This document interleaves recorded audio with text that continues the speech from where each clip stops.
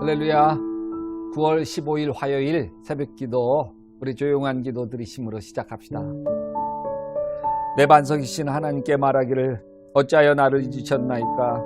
내가 어찌하여 원수의 압제로 말미암아 슬프게 다니나이까 하리로다. 내 뼈를 찌르는 칼같이 내 대적이 나를 비방하여 늘 내게 말하기를 네 하나님이 어디 있느냐 하도다. 내 영혼아, 내가 어찌하여 낙심하며 어찌하여 내 속에서 불안해하는가. 너는 하나님께 소망을 두라. 나는 그가 나타나 도우심으로 말미암아 내 하나님을 여전히 찬송하리로다. 예수님의 이름으로 기도합니다. 아멘.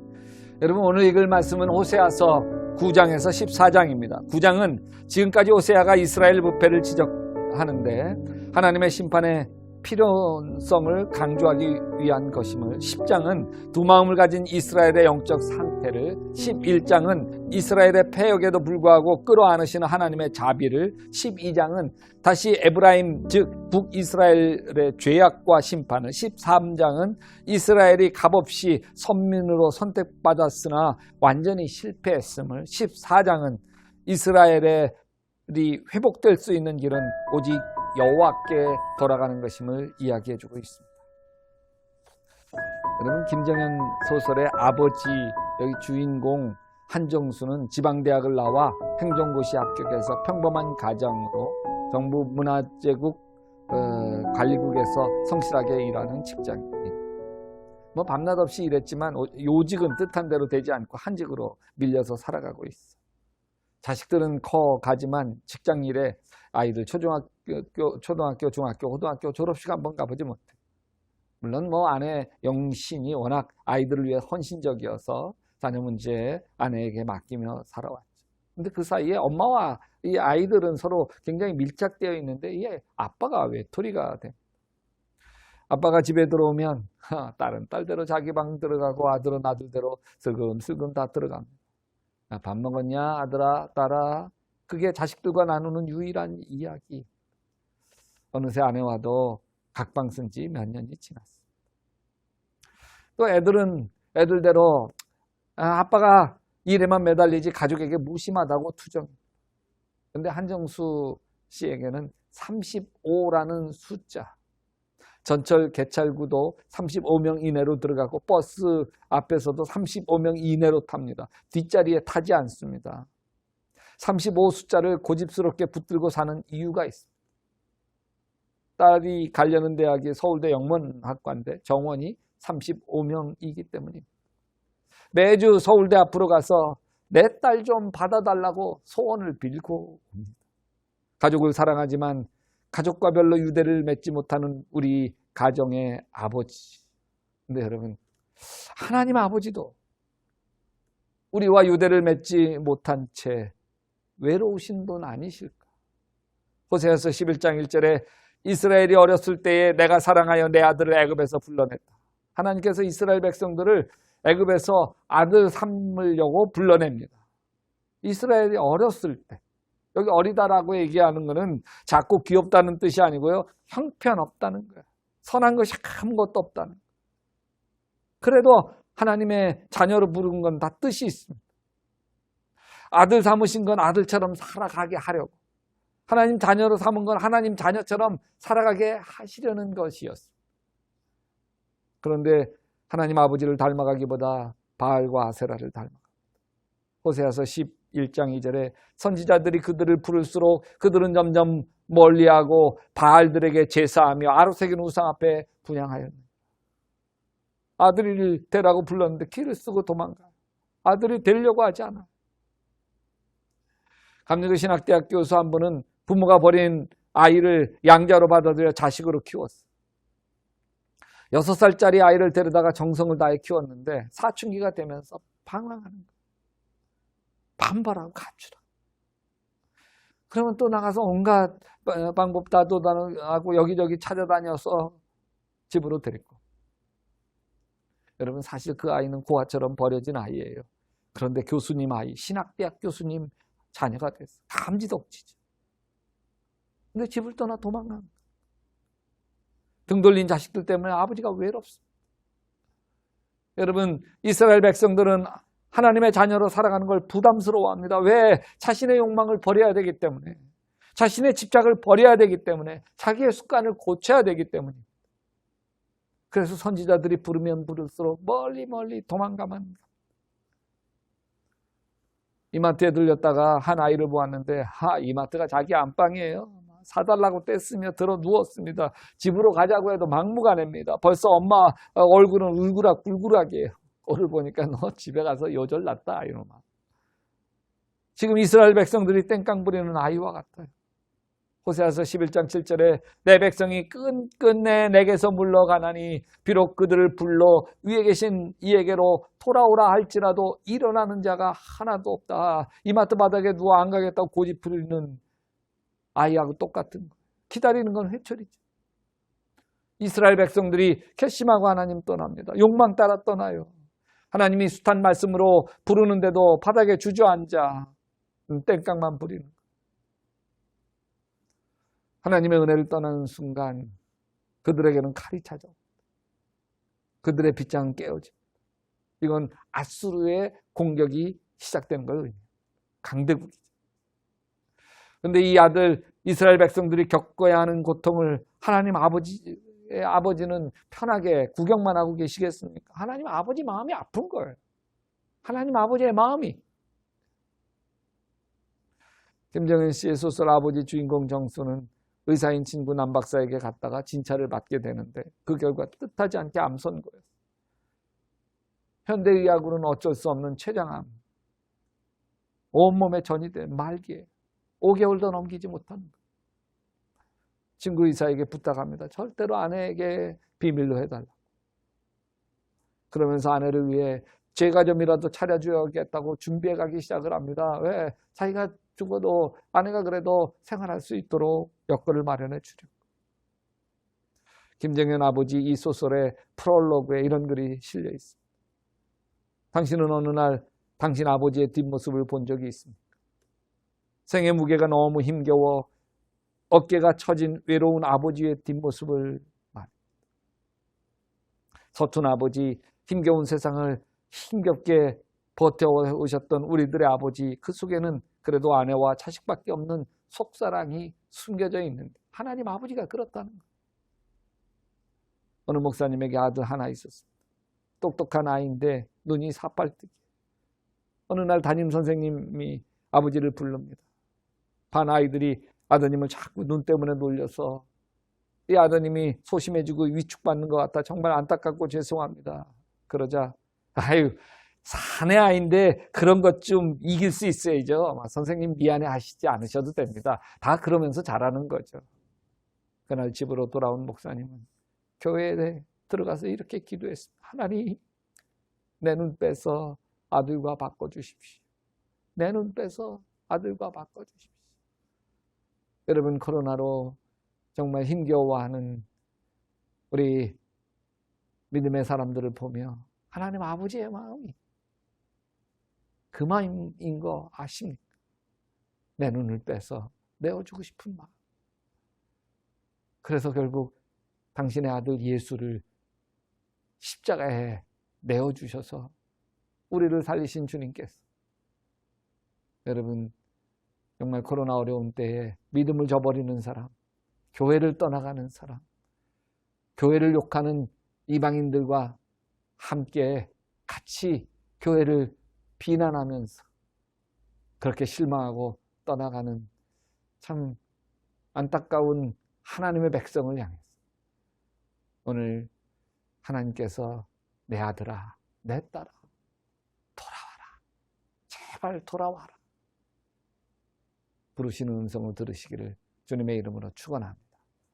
기도합시다. 하나님 아버지, 코로나 어려운 때에 이 어려움을 모여서 예배하고 찬양하고 기도하고 그래서 믿음으로 이겨야 되는데 교회에 모일 수도 없고 교회에 모이지 못하는데도 오히려 교회가 감염의 진원지처럼 비난받고 있고 거기에 예수 믿는다는 이유 하나만으로 그 비난의 화살을 다 견뎌야 되는 참 힘겨운 때에 주님 하나님께서 함께 울어주시고 아파하시고 견뎌주시는 주님을 바라보며 우리가 함께 이겨가게 도와주시옵소서. 예수님의 이름으로 기도합니다. 아멘. 여러분 계속해서 호세아 9장에서 14장까지 하나님 은혜 받으시기를 바랍니다.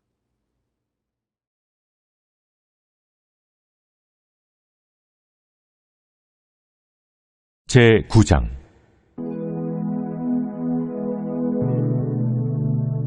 이스라엘아, 너는 이방 사람처럼 기뻐 뛰놀지 말라.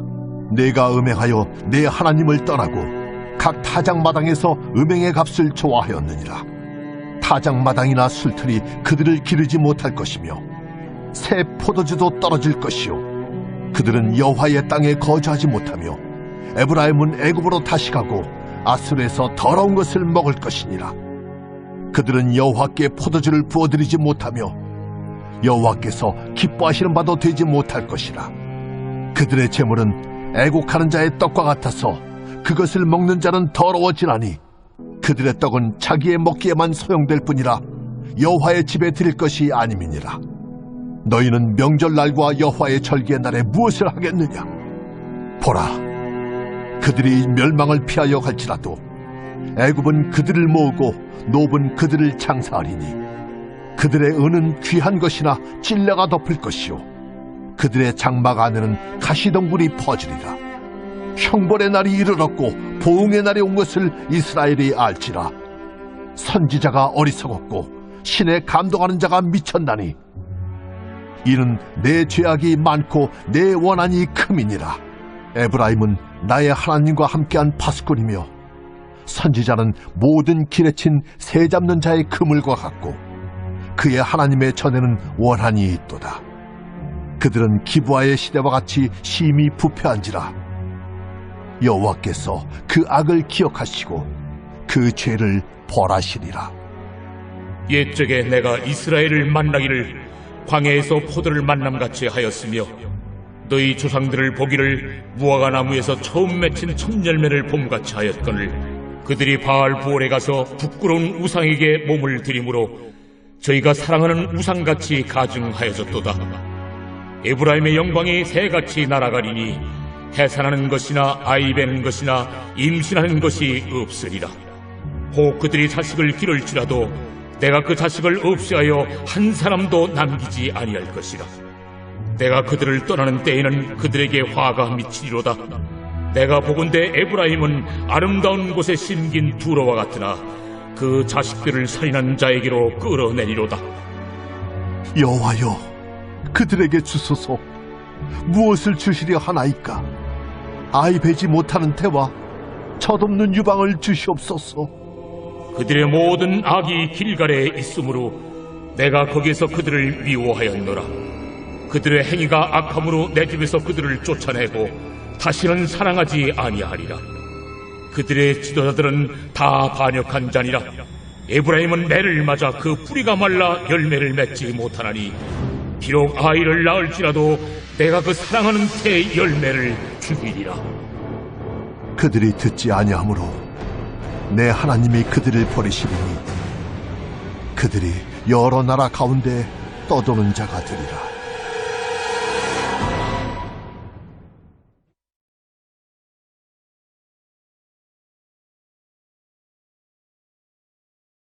제10장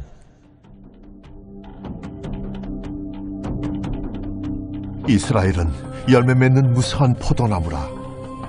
그 열매가 많을수록 제단을 많게 하며 그 땅이 번영할수록 주상을 아름답게 하도다. 그들이 두 마음을 품었으니 이제 벌을 받을 것이라. 하나님이 그 제단을 쳐서 깨뜨리시며 그 주상을 허시리라. 그들이 이제 이르기를 우리가 여호와를 두려워하지 아니하므로 우리에게 왕이 없거니와 왕이 우리를 위하여 무엇을 하리요 하리로다. 그들이 헛된 말을 내며 거짓 맹세로 언약을 세우니 그 재판이 밭이랑에 돋는 독초 같으리로다. 사마리아 주민이 베다벤의 송아지로 말미암아 두려워할 것이라.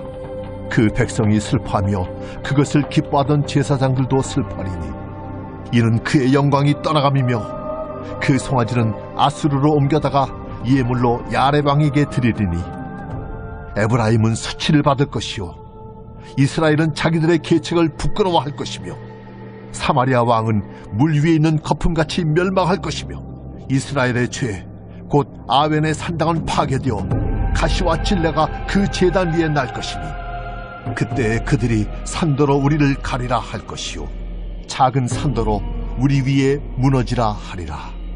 오 이스라엘아, 네가 기브아 때로부터 범죄자들이 지금까지 죄를 짓는구나. 그러니 범죄한 자손들에 대한 전쟁이 어찌 기브아에서 일어나지 않겠느냐. 내가 원하는 때에 그들을 징계하리니 그들이 두 가지 죄에 걸릴 때 만민이 모여서 그들을 치리라. 에브라임은 마치 길들인 암소 같아서 곡식 밟기를 좋아하나 내가 그의 아름다운 목에 멍에를 메우고 에브라임 위에 사람을 태우리니 유다가 밭을 갈고 야곱이 흙덩이를 깨뜨리리라. 너희가 자기를 위하여 공의를 심고 인애를 거두라. 너희 묵은 땅을 기경하라. 지금이 곧 여호와를 찾을 때니 마침내 여호와께서 오사 공의를 비처럼 너희에게 내리시리라. 너희는 악을 밭갈아 죄를 거두고 거짓 열매를 먹었나니 이는 내가 내 길과 내 용사의 많음을 의뢰하였습니다. 그러므로 너희 백성 중에 요란함이 일어나며 내 산성들이 다 무너지되 살만이 전쟁의 날에 베다벨을 무너뜨린 것 같이 될 것이라. 그때 어머니와 자식이 함께 부서졌도다. 너희의 큰 악으로 말미암아 배들이 이같이 너에게 행하리니 이스라엘 왕이 새벽에 정령 망하리로다.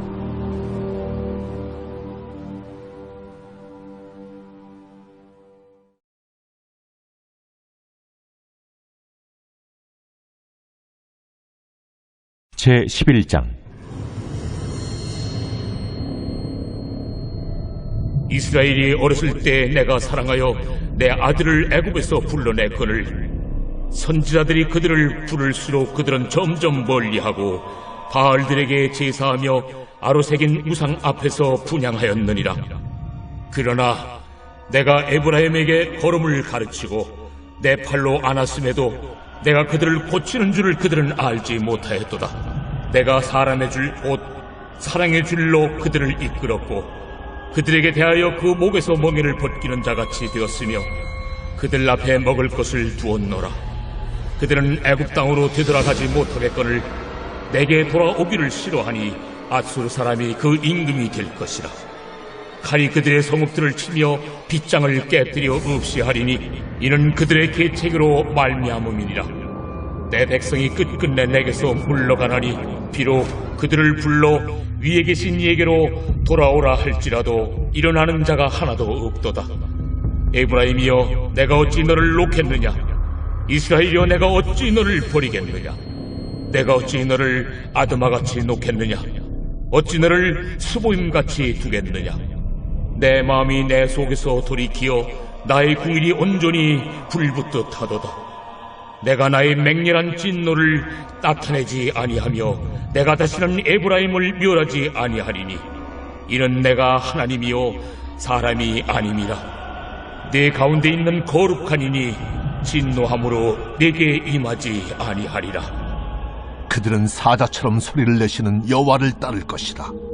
여호와께서 소리를 내시면 자손들이 서쪽에서부터 떨며 오되 그들은 애굽에서부터 새같이 아수르에서부터 비둘기같이 떨며 오리니 내가 그들을 그들의 집에 머물게 하리라. 나 여호와의 말이니라. 에브라임은 거짓으로 이스라엘 족속은 속임수로 나를 애워쌌고 유다는 하나님 곧 신실하시고 거룩하신 자에게 대하여 청함이 없도다.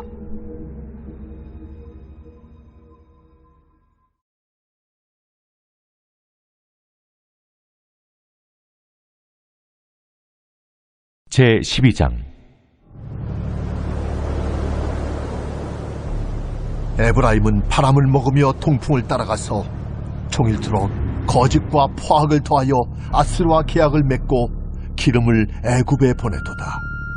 여호와께서 유다와 논쟁하시고 야곱을 그 행실대로 벌하시며 그의 행위대로 그에게 보응하시리라.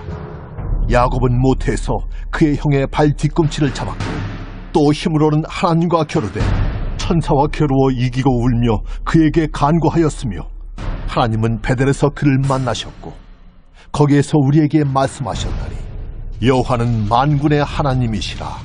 여호와는 그를 기억하게 하는 이름이니라. 그런즉 너희 하나님께로 돌아와서 인애와 정의를 지키며 항상 너의 하나님을 바랄지니라. 그는 상인이라 손에 거짓 저울을 가지고 속이기를 좋아하는도다. 에브라임이 말하기를 나는 실로 부자라 내가 재물을 얻었는데 내가 수고한 모든 것 중에서 죄라 할 만한 불의를 내게서 찾아낼 자가 없으리라 하거니와 네가 애굽 땅에 있을 때부터 나는 네 하나님 여호와니라. 내가 너로 다시 장막에 거주하게 하기를 명절날에 하던 것 같게 하리라. 내가 여러 선지자에게 말하였고 이상을 많이 보였으며 선지자들을 통하여 비유를 베풀었노라. 길르앗은 불의한 것이냐? 과연 그러하다. 그들은 거짓되도다. 길갈에서는 무리가 숫송아지로 제사를 드리며 그 제단은 밭이랑에 쌓인 돌무더기 같도다. 야곱이 아람의 둘로 도망하였으며 이스라엘이 아내를 얻기 위하여 사람을 섬기며 아내를 얻기 위하여 양을 쳤고 여호와께서는 한 선지자로 이스라엘을 애굽에서 인도하여 내셨고 이스라엘이 한 선지자로 보호받았거늘 에브라임이 경노하게 함이 극심하였으니 그의 주께서 그의 피로 그의 위에 머물러 있게 하시며 그의 수치를 그에게 돌리시리라.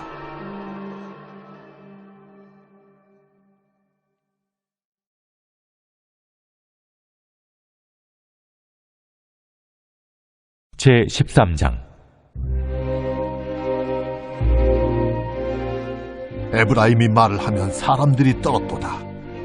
그가 이스라엘 중에서 자기를 높이더니 바알로 말미암아 범죄함으로 망하였거늘 이제도 그들은 더욱 범죄하여 그 은으로 자기를 위하여 우상을 부어 만들되 자기의 정교함을 따라 우상을 만들었으며 그것은 다 은장색이 만든 것이거늘 그들은 그것에 대하여 말하기를 제사를 드리는 자는 송아지와 입을 맞출 것이라 하도다. 이러므로 그들은 아침 구름 같으며 쉬이 사라지는 이슬 같으며 타작마당에서 광풍에 날리는 쭉정이 같으며 굴뚝에서 나가는 연기 같으리라.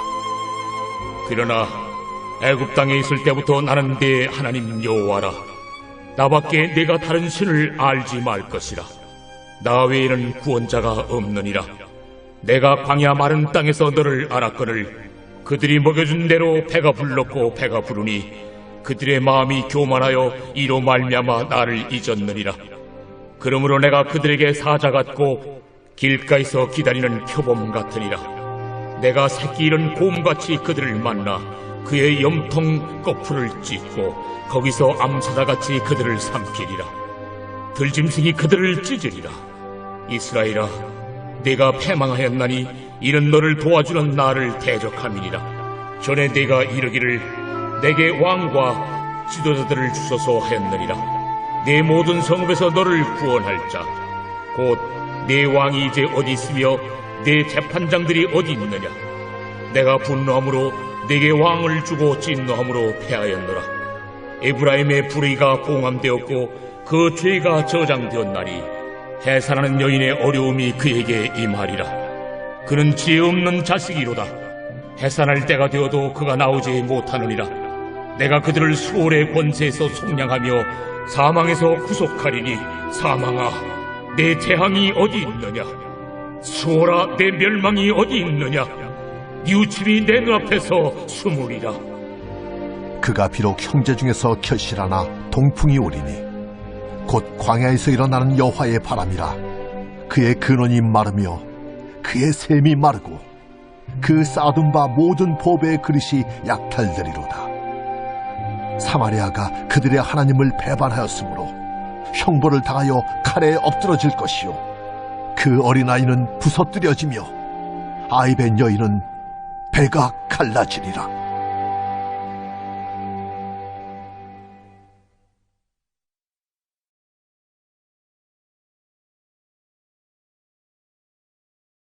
제14장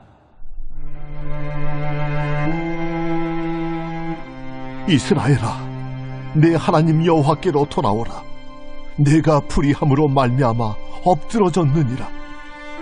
너는 말씀을 가지고 여호와께로 돌아와서 아뢰기를, 모든 불의를 제거하시고 선한 바를 받으소서. 우리가 숫송아지를 대신하여 입술의 열매를 주께 드리리이다. 우리가 아수르의 구원을 의지하지 아니하며 말을 타지 아니하며 다시는 우리의 손으로 만든 것을 향하여 너희는 우리의 신이라 하지 아니하오리니, 이는 고아가 주로 말미암아 긍휼을 얻음이니이다 할지니라. 내가 그들의 반역을 고치고 기쁘게 그들을 사랑하리니 나의 진노가 그에게서 떠났음이니라. 내가 이스라엘에게 이슬과 같으리니 그가 백합과 같이 피겠고 레바논 백향목같이 뿌리가 바뀔 것이라. 그의 가지는 퍼지며 그의 아름다움은 감람나무와 같고 그의 향기는 레바논 백향목 같으리니 그 그늘 아래에 거주하는 자가 돌아올지라. 그들은 곡식같이 풍성할 것이며 포도나무같이 꽃이 필 것이며 그 향기는 레바논의 포도주같이 되리라. 에브라임의 말이 내가 다시 우상과 무슨 상관이 있으리요 할지라. 내가 그를 돌아보아 대답하기를, 나는 푸른 잣나무 같으니 내가 나로 말미암아 열매를 얻으리라 하리라. 누가 지혜가 있어 이런 일을 깨달으며 누가 총명이 있어 이런 일을 알겠느냐. 여호와의 도는 정직하니 의인은 그 길로 다니거니와 그러나 죄인은 그 길에 걸려 넘어지리라.